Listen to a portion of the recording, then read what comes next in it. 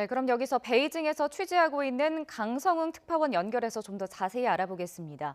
중국은 일단 춘제 연휴를 연장하고 각급 학교의 개학도 연기해서 사람들의 이동을 막는 특단의 조치를 속속 내놓고 있습니다. 자, 강성웅 특파원. 네, 베이징입니다. 네, 중국에서 지금 자고 일어나면 확진자와 사망자 수가 급격히 늘어나고 있는데요. 왜 이렇게 급증하는 건가요? 초기 대응에 실패한 것이 가장 큰 원인입니다. 처음에는 사람 간에는 전염이 안 된다고 발표를 했는데 지금은 무증상 확진자도 전염병을 옮기는 상황까지 왔습니다. 진원지인 우한과 주변 후베이 지역에서 확진자가 급속도로 늘어나 절반을 차지하고 있습니다. 사망자도 80명 가운데 76명이 우한과 주변 후베이 지역에서 나왔습니다. 하지만 지금은 다른 지역도 상황이 심각해지고 있습니다. 중국 당국이 지난 23일부터 우한과 주변 도시들에 대한 봉쇄를 시작했지만 이미 우한 인구의 절반 수준인 500만 명이 우한을 빠져나간 뒤였습니다. 지난 12월 30일부터 우한이 봉쇄되기 직전인 지난 22일까지 우한에서 비행기를 타고 한국으로 들어간 여행객만도 6천 명이 넘는다는 추정치도 나왔습니다.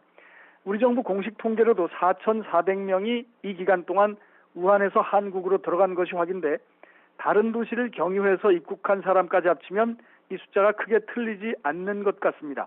물론 이 여행객들이 모두 우한을 탈출하기 위해서 한국으로 간 것으로는 보기 어렵다, 이런 지적도 있습니다. 네, 중국에서 신종 코로나 바이러스의 기세가 좀 꺾여야 될 텐데 앞으로 어떻게 될 것 같습니까? 현재로서는 중국 정부를 비롯해서 누구도 장담하기 어려운 상황입니다. 다만 중국의 대응 전략을 보면 앞으로 일주일 동안 확산세를 잡기 위해서 총력을 기울이는 것 같습니다. 중국 정부는 우선 춘제 명절을 다음 달 2일까지, 그러니까 오는 일요일까지로 연장을 했습니다. 또 보통 명절이 끝난 뒤 개학하는 유치원과 초, 중, 고등학교 그리고 대학교의 개학도 무기한 연기했습니다. 현재 고향에 가 있는 사람들은 대도시로 돌아가지 말고 현재 위치에 그대로 있으라, 이런 얘기와 똑같습니다.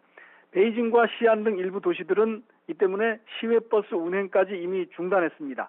중국 보건당국은 또 최고의 인력과 장비를 중증 환자에 우선 투입해서 사망자를 줄이는 데 역점을 두겠다, 이렇게 밝혔습니다.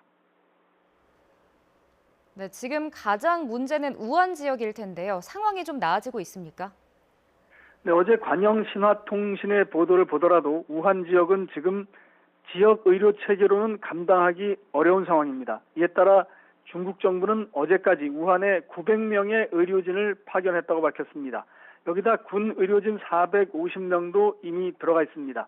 어제까지 이렇게 1350명의 의료진이 보강됐고 앞으로 1600명의 의사와 간호사들이 다른 지역에서 우한 지역으로 추가 투입된다고 합니다. 그런데 오늘도 우한과 후베이 지역에서 여전히 사망자와 확진자가 빠르게 늘어나고 있습니다. 다음 달 3일에 1000병상 규모의 임시 격리병원이 완공되고 또 의료진도 3000명 정도까지 보강이 될 때까지 이런 상황이 계속될 수 있다, 이런 우려가 현재 나오고 있습니다.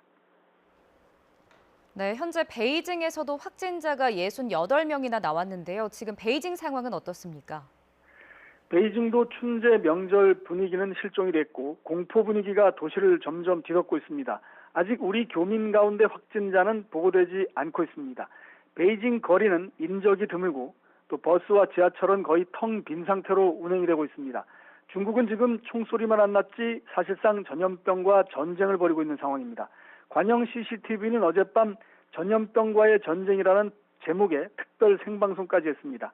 우한으로 지원을 떠나는 의료진의 울먹이는 모습을 반복적으로 보여주면서 국가적 재난을 극복하기 위해서 힘을 합치자고 호소하고 있습니다. 지금까지 베이징에서 YTN 강성웅입니다.